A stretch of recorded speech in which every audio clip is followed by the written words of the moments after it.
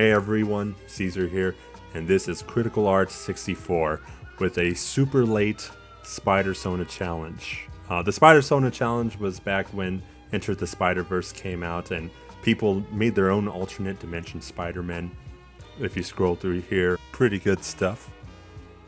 But what I was really surprised by was that there wasn't really any luchador versions or any Latin versions. I was really surprised by that because in Mexico, luchadores are like superheroes. You know, as far as Mexican Spider-Men go, we got Rey Mysterio and Rey Mysterio Jr., who even has a Spider-Man outfit that he used to wear back in the day. And then there was the Mexican Spider-Man comics, which were known in Mexico as El Sorprendente Hombre Araña. The only differences in the Mexican version is that Peter Parker's hair was black. And then instead of killing Gwen Stacy and then Spider-Man marrying Mary Jane, he marries Gwen Stacy because the Mexican Spider-Man artist Humberto Ramos was acceptable to Latino kryptonite, which we in the States know as thick booty blonde women. Also, Spider-Man 2099 was half Mexican, but by 2099 everybody will be half Mexican, so he doesn't really count.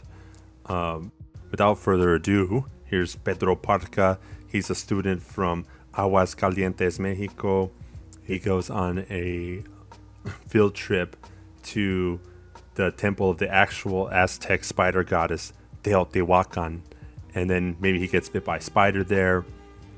He gets awesome spider powers, but you know, there's not a whole lot of big buildings that you can swing around from in Aguascalientes.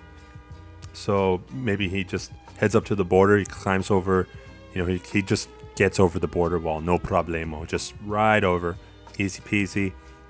He makes his way to his Tío Maya and his Tío Ben's house out in Watts, California. And then he gets a job as like a paparazzo for the Daily Bugle, and he works for Ye Yona Jameson. So yeah, he's just working the lucha circuit, and then his uncle gets murdered by a mysterious Chile-based villain. Oh, we'll get to him. And then he utters his last words to Peter Parker, which instead of saying, "With great power comes great responsibility," or this really convoluted version, that if you could do good things for other people, you had a moral obligation to do those things. That's what's at stake here. Not choice, responsibility. He tells him, "Con paciencia y con maña, una araña se comió un elefante," which translates to, "with patience and skill, the spider ate the elephant." Good words to live by.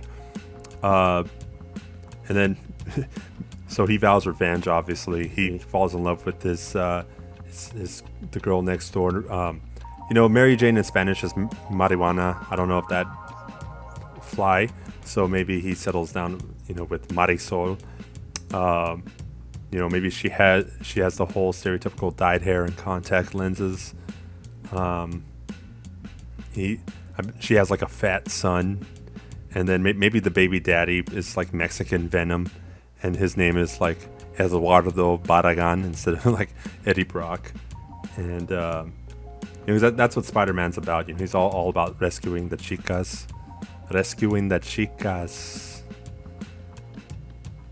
And I saved the best for last, the mysterious Chile villain. You know, a hero is only as good as his villain, and probably the most hardcore edgelord villain in the Spider-Verse has to be Carnage. So Mexican Spider-Man's arch nemesis is Chile con Carnage. You know, he's like Carnage, but he has like the head of Danny Trejo.